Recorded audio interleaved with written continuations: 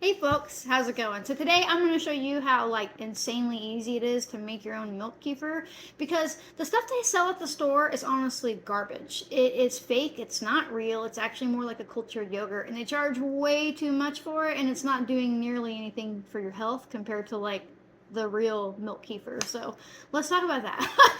So really it's super easy to make your own milk kefir. The main ingredient you need besides milk is milk kefir grains. Now, these look like weird little cottage cheese boogers.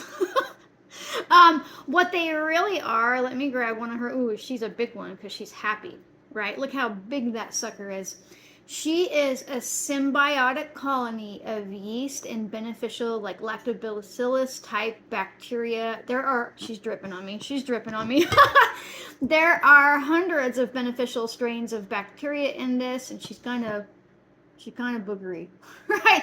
But she is going to turn the milk into an amazing array of gut healing bacterias and yeast and things that you need in your diet. And it's super easy to make, and they grow. They grow. You don't have to buy this amount to start with. Okay, so you got your milk kefir grains. Obviously, you need some milk. I got milk in jars because we have our own milk animals. We have goats. So you'll have to buy milk from the store if you don't have that option, but don't worry about it. I'll cover that. And then a jar. It really is that simple. Okay, so step one is you need a jar. Super recommend a canning funnel. Now, when you first start, you're going to have to buy yourself some milk kefir grains. You can't steal the culture from the fake milk kefir at the store. I highly suggest getting living cultures. You can either get that off of Etsy, you can post a local Facebook ad, you can get it from Moose Cultures. I really like them. They even have cultures that are adapted to goat milk, so if you're working with goat milk, I highly recommend getting through them. They don't pay me or nothing like that to say it. I just like them. But I don't like the dried. I don't like frozen, and I don't like freeze dried or dried or anything like that because it takes them forever to wake back up. There are all kinds of studies showing that they have less bacterial activity in them. It takes them a long time to come back to what they were, right? Versus living. So get living. Then you're going to need, really, you only need like 1 tablespoon per pint. So like if you were going to do, or like half a tablespoon, if you're going to do a quart, you need 1/4 cup. If you're going to do a pint, you need 2 tablespoons, right? I have grown out of control. This is just 1 jar. Technically, for my half-gallon jar, I I only need about a half a cup, and I'm gonna go with my cognitive dissonance and pretend like that's half a cup versus the cup that I know it is.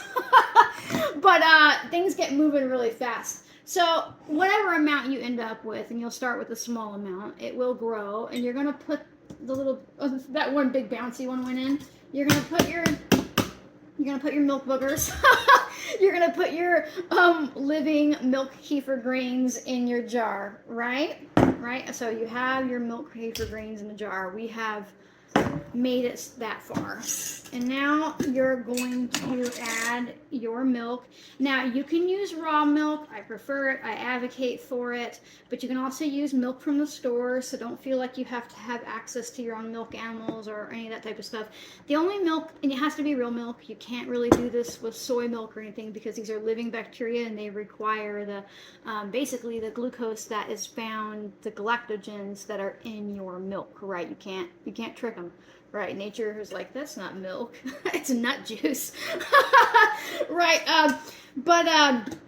you need to use real milk to keep them alive, and you can use just about any type of real milk you want. I do not suggest lactose free, and I do not suggest like UHT, like ultra pasteurized. They have shown that with the ultra pasteurized, after a month or so of feeding your grains that, they start to die back. There's nothing living left in that milk. Right, and if they die, maybe we shouldn't be drinking that either. But buy what you can afford. You can buy grass-fed, or you can buy a gallon of Walmart milk. Whatever you can afford, it's still going to be more beneficial than not getting this into your diet. So I just poured milk over my milk kefir grains. The next complicated step is to put a lid on it. I don't suggest, you either want to use a paper towel or a towel and then just put the ring over top of it to hold the towel in place, because it needs to be able to breathe, right? But because I live in a house where I do multiple types of ferments and like life happens and there's animals and things like that.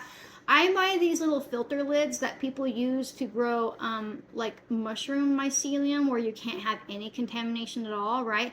But it allows it to breathe, but the microns are so small that nothing can get through it, right? So this one can't cross-contaminate another one and other things can't get in by just doing this. I just put it on there and then I put my lid on there, right?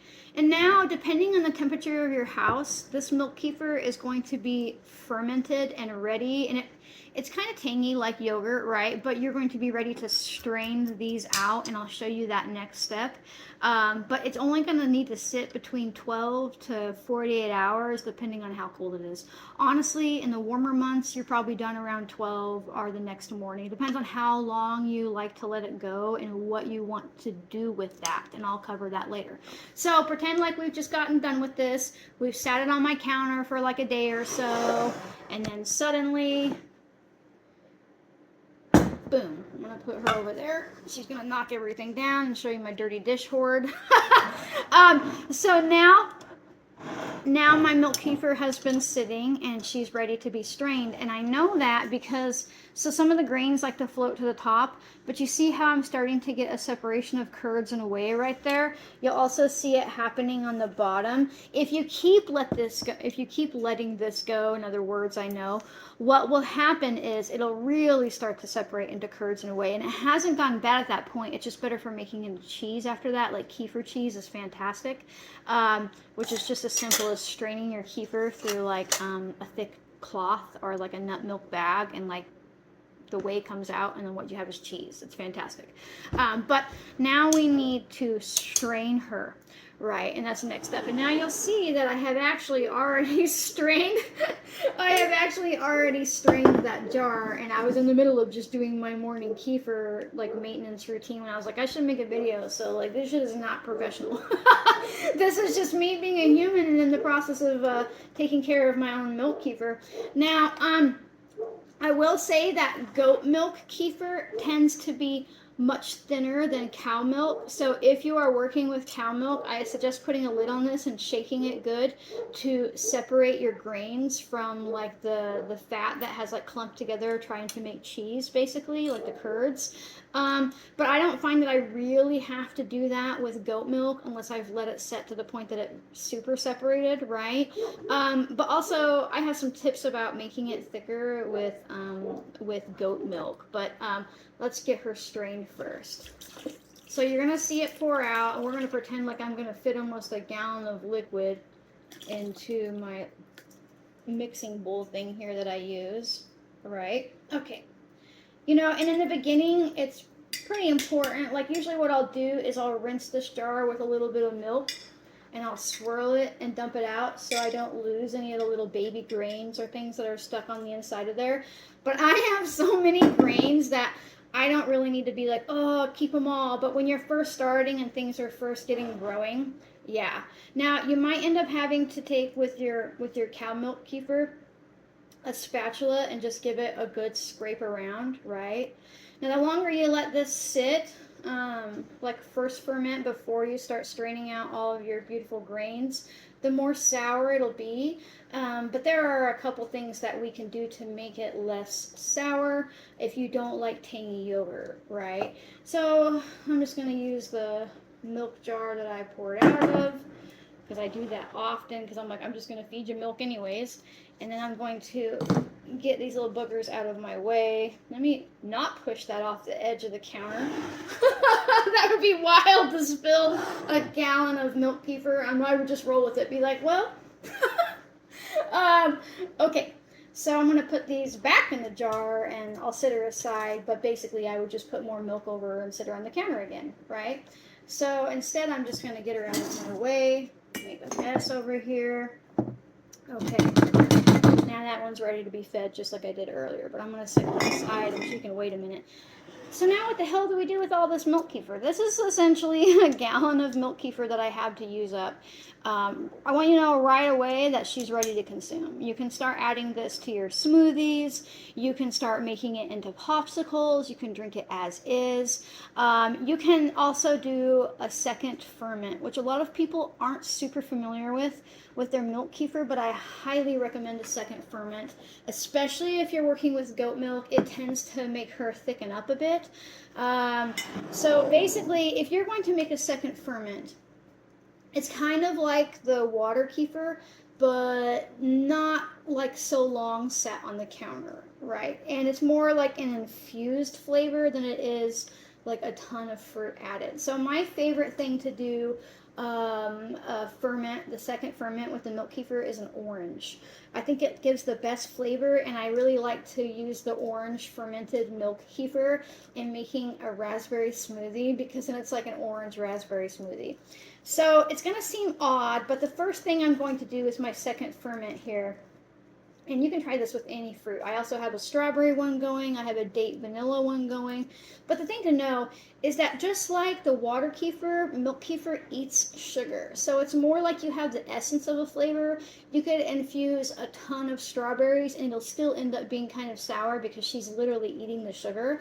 So I'm going to put like half of the rind of my orange peel in the jar, and it's not going to taste like peel, but the orange oil that comes off of the peel is super nice. And then, because there's not much sugar that's actually in the peel, I'm going to put in like a section of the orange, and this is just a little mandarin. I suggest washing your peel really well, using organic or whatever you'd like. So I'm going to put like 2 or 3 of those in there because she's a small orange. Oh, look, I'm just going to eat this baby one. Because you want to give the milk kefir sugar to eat, so you need to put the actual fruit in the jar, and I'm going to pull it way back so you can see what I'm doing. And now here's the complicated part. You are going to pour your milk kefir over top, right? And I make a half gallon of the orange infused one at a time because I really love its flavor. It's fantastic. And then you're going to steal the lid off of another milk because you weren't prepared for your video. And you're going to put a normal lid on it. I don't want a lid on this one that breathes, right? I want like a closed lid. Normally what I do is I'm making my milk kefir in the morning. That's just part of my routine. And then I will leave this to do its thing on the kitchen counter until I go to bed this evening, right? And that just allows it to still be like room temperature and start really like fermenting and eating away at that orange. And then I pop it in my fridge and I let it sit there for another full day. And then you drink it. You do not take the orange piece out. You do not take the orange peel or anything out like that. But what happens is, usually I've drinking about half of this in a few days, and then after like 4 or 5 days, I swap out for a fresh peel and a fresh orange that I just pop off the top of the kefir. I just reach in there with a fork, right? Because this is living food. It's not going to rot in your fridge. And now that's even, you can't even say that about like normal milk, right, from the store, because it will rot instead of go sour and different like raw milk does. But once you've turned kefir from, or milk from the store into milk kefir, it has a much longer, I'm talking like 4 to 6 month shelf life, because it has all that living bacteria in it. And if you're constantly taking out of this and putting fresh kefir in there and fresh orange peels or fresh whatever fruit you want to use, you end up just feeding it, so it's continuing to live and continuing to go into probiotics. And so that is all you have to do to make your second ferment. And then you just sit it on your counter, put it in the fridge in the evening, It really, really is that easy. Now, if you want to make a thicker kefir and you're using goat milk, what I would suggest is doing something crazy like, okay, so let me grab this here. This is some raw milk, right? What I'm going to do is I'm going to make like half of the jar raw milk, right? And now, well, I've already got one over here. There are my milk kefir grains. I'm going to put half of this back filled up with normal milk, right? So that's rough, a little over half, but you get what I'm saying. And then I'm going to put half of my already finished milk kefir in there. And what this does is it creates really, really, really fast fermentation, because all this milk kefir, it has little baby milk kefir grains in it that are microscopic, but they are hungry too. And because you've already kind of thickened up your first batch of milk kefir by like all the bacterial activity, what happens is it gets so much thicker, so much faster. And so if you want a thick goat milk kefir, you've got to do a second, like a first ferment with like a second ferment added, right? But here's something amazing. Goat milk is notoriously hard to make things like sour cream out of, because you have to like get something that will help you separate the cream, because the goat milk is naturally homogenized, right? But if I do this and I let it sit until it's fairly separated and then I strain it, it ends up being like this rich mascarpone sour cream like texture, and it's pretty tangy. And if I add like a teaspoon or two of salt to it and maybe like 1/4 to 1/2 cup of normal milk and whip it up, it's sour cream.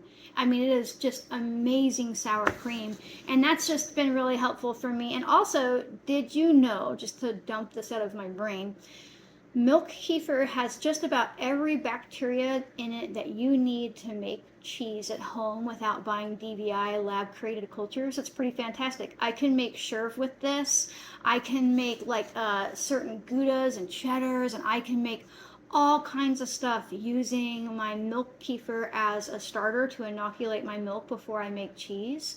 It's really, really amazing stuff. You can use kefir in recipes. You can use it in just any type of food you can imagine. Kefir has been used for hundreds and hundreds and hundreds of years, and it's a really amazing way to get bacteria back into your body, yeast that you're missing back into your body. And like, from some people who have candida, they're like terrified to eat things that have yeast in it, but actually the problem is you have an overgrowth of problematic yeast. Whereas if you started intaking like fermented foods that have like naturally occurring like beneficial yeast, they push it back, because yeast is opportunistic, right? It only overgrows when something else died off. It's like, oh, we have a gap to fill in, right? And so that's what happens with candida. But also, I probably should have mentioned this in the beginning, because all those lactose intolerant people probably checked out. But here's the thing. Milk kefir lives off of like the galactogens and the lactose and stuff, right? So milk kefir is not only like has a low glycemic index. Some people have problems with drinking dairy because of their blood sugar, but also it's pretty much lactose free, especially if you let it go until it separates really well, right?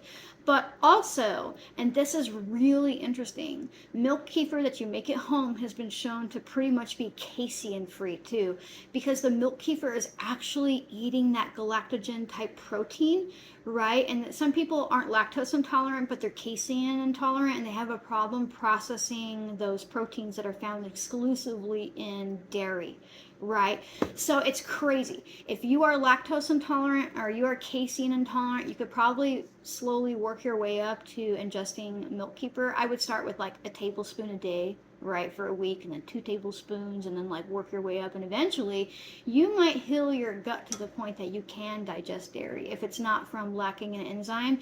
And even if it is from lacking an enzyme, if you make kefir cheese out of this, if you make kefir cream cheese, if you make popsicles, if you make smoothies, you're getting dairy and calcium and all the magnesium and all the amazing things that come along with dairy into your body without having the uncomfortableness of like shitting your brains out because you're lactose or casein intolerant. And I just think that's really neat.